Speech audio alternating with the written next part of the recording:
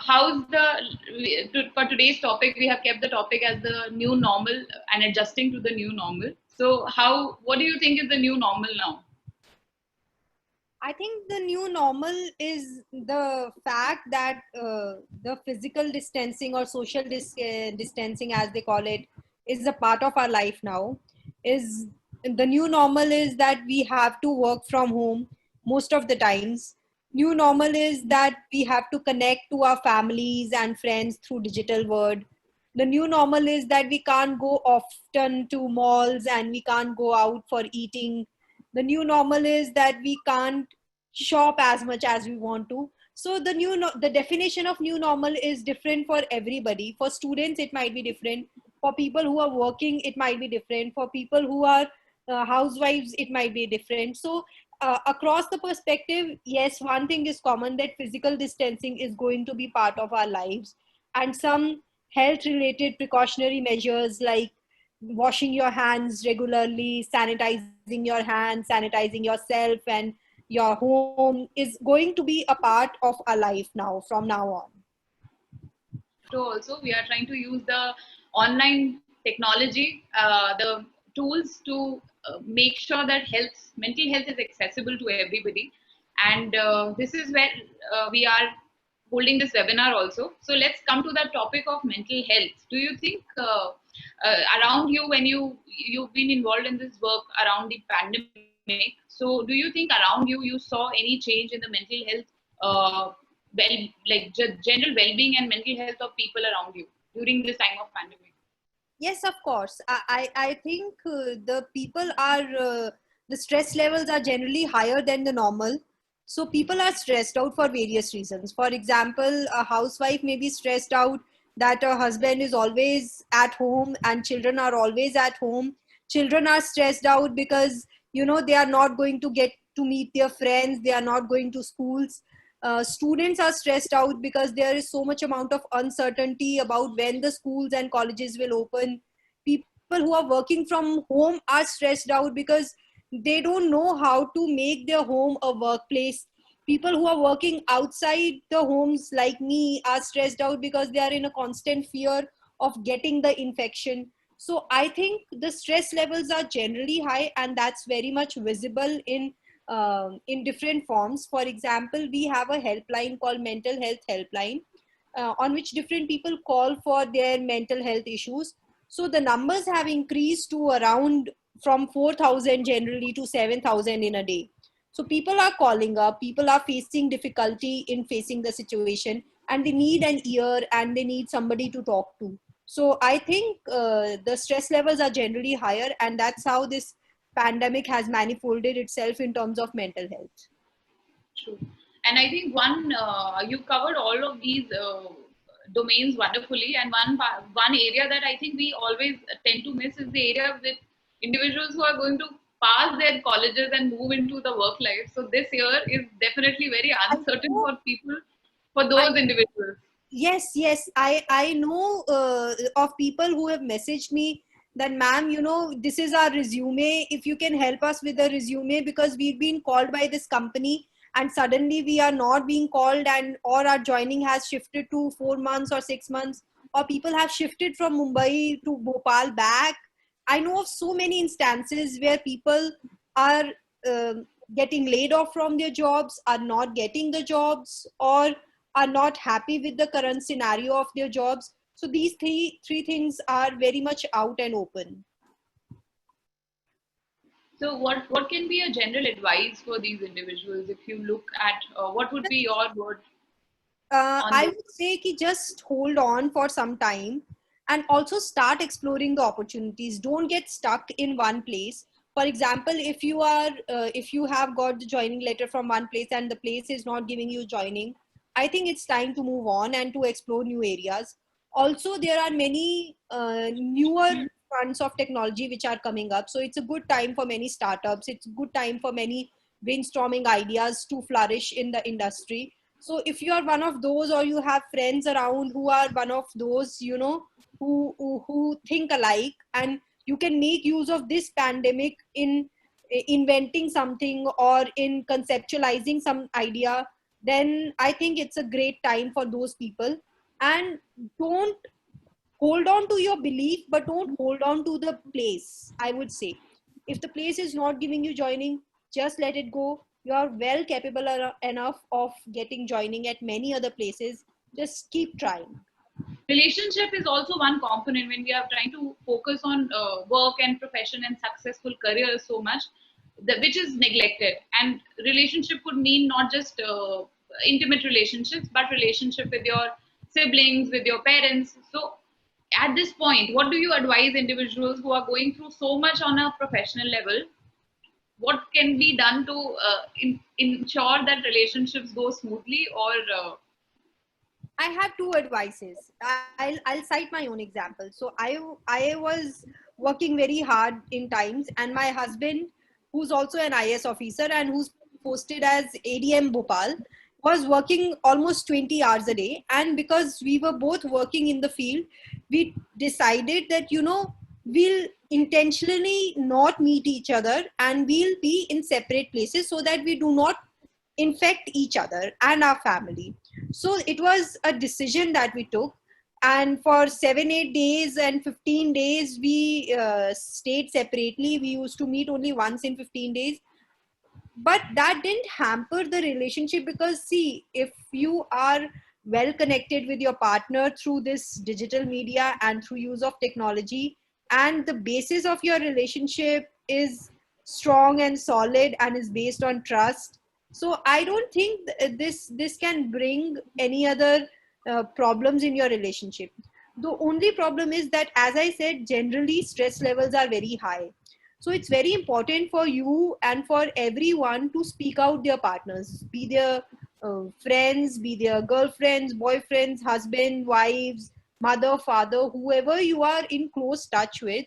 Just speak out to them and explain them that this is how the pandemic is affecting you. It's very important to open up.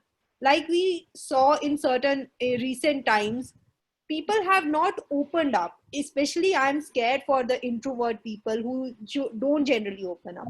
So open up to your partner.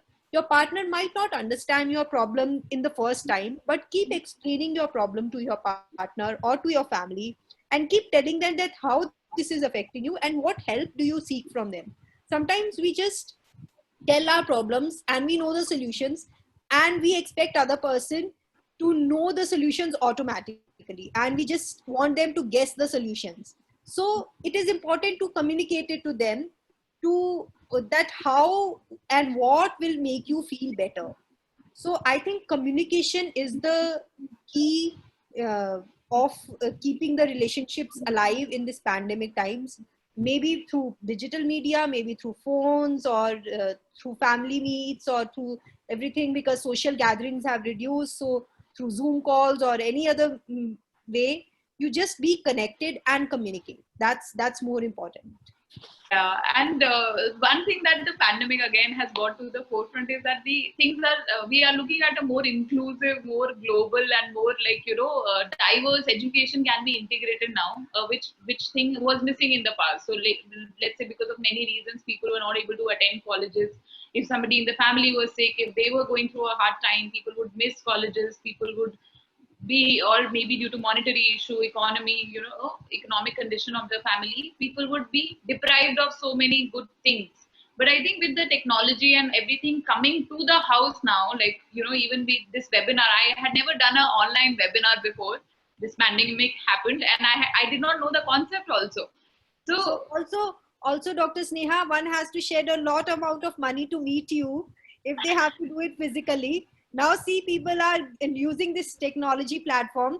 They're getting your words and getting the advice from such a senior psychiatrist just free of cost. So it's all the work of the technology and this pandemic. People are getting free education, online sites, online health platforms are coming up. Video consultations have become a part. Video teleconsultation, telemedicine is the new factor which is coming up. So I think this is bringing a lot of new era. So rather than calling it new normal, we can confidently call it a new era. we have a question here where somebody has tried to ask how to cope with negative thoughts which are prevailing in everybody's mind these days. What do you think can be? My answer to that is, why coping? Why do you want to cope with negative thoughts?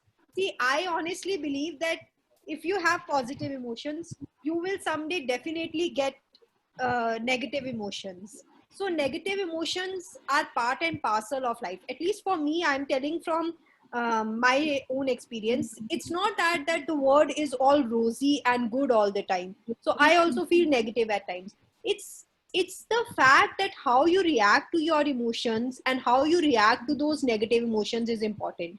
So you have a negative emotion and you want to cry, please cry.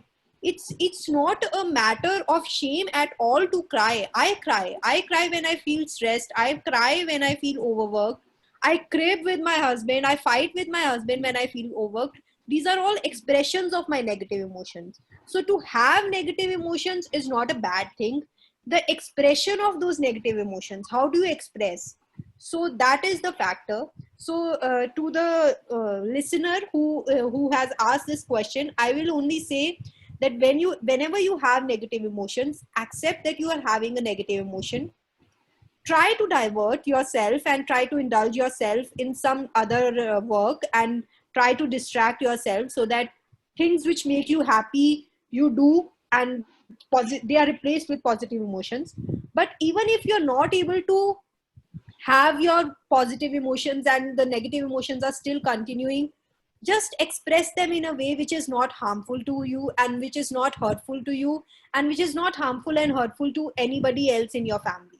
So if you want to cry, if you want to just close yourself in a room and sit alone for some time, that's all perfectly all right. Some people talk much when they are anxious, some people talk less. This is just an expression. So I would say negative emotions are totally fine. It's okay to have them.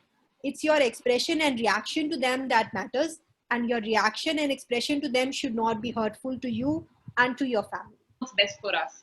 So, finding out ways of taking a break, taking a break from, let's say, the online courses or whatever job you're pursuing, and making sure that identifying what works for you individually is more important rather than, I think, going for these statements, factual statements. Generalized statements. I know, I agree with you, Dr. Sneha. Also, I heard and I read some text that, if in this pandemic period you don't come out stronger, you don't come out healthier, then you never had the excuse of time. That's all bullshit, I would say. That's all bullshit. So I it's a would also agree with that. so it's a time when you can actually have a leisure time. You can totally be non-productive in this time, and it's fine. It's supposed to be like that. It's a lockdown. It was goddamn lockdown and everybody was so stressed. In this time, if you maintain your mental health calm and if you remain healthy, that's a great achievement in itself. Why do you want to achieve some generalized milestone which was set up by somebody else? So I was very happy that I kept myself safe, and my mental cool was there, and that's it. That were the only two things I was worried about. So I did not think of any other thing like that, I have to finish these books, or I have to finish so much movies, or I have to be so much productive. I think that's all in your head. These are general milestones set up by people, which I don't believe that should be adhered to if they don't suit you. That is true, and I think there were a lot of questions which were there for this regard, that people were asking: Is it happy? Is it okay to be?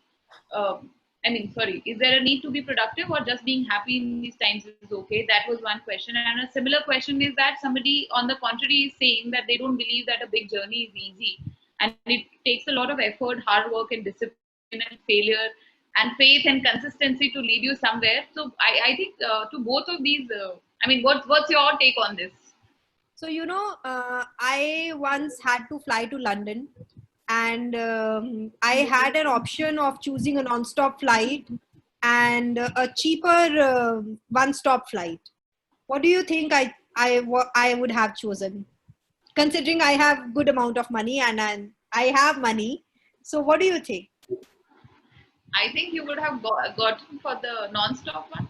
Yeah, of course. I mean, when you have the easier option, why would I want to go for the tougher one? Just when the destination is same, when I know I have to reach London, and I can have an option of having a non-stop flight, and I can have an option of having a one stop or two stop flight. Why go for difficult option if you can achieve the same thing with the easier option? I don't understand this mindset. This is very old school mindset that, you know, you have to rig yourself and you have to go through very hardships to achieve something beautiful in life. That might be true. That said, that hardships do pay off is true. But if you have an easier option and you know that you can reach out to your goal through that easier option also, I think you should go for it. There is no need to punish yourself with hardships and then go for the tougher options when you know the result is going to be the same. And I think you are more than qualified to answer the next question, which says, what should be the mental framework of students after clearing so many exams? Please go ahead and help people find out what should be the mental framework of students. I think the mental framework of the students after clearing the exams, right? No. I was just saying that they are, it's a. They are just asking what should be the mental health state of the mental framework of students. That's what the question is. So while you are preparing for exams, it's okay to feel anxious. I remember when I was giving All India PMP, I used to cry at times when I used to get low marks in my class. I was so obsessed with biology that if I don't used to get 10% marks, I used to literally cry over those. In the hindsight, I think I should not have, but that time it's okay. Some amount of anxiousness, some amount of restlessness is shows that you have prepared for the exam and shows that, you know, you're working hard for the exam. So they are not bad. Everyone feels that. Everyone has gone through the same time. So I would say a little amount of anxiety and little amount of restlessness is good for your exams, but overall you have to keep a really cool and calm and composure. For example, I remember when I was writing my mains and for IS, I had absolute clarity that, you know, I will make it through it, and I am going to be calm and composed during that time because I have a fallback option. So that also depends. Like many people must be pursuing higher degrees, so they have to realize that, okay, even if this doesn't work, I have this plan B which will work. So that brings me to the next part, that we should have plan B in life. So if you have a plan B, then you will understand that if plan A doesn't work, I have a fallback option. I'll do this and things will be fine.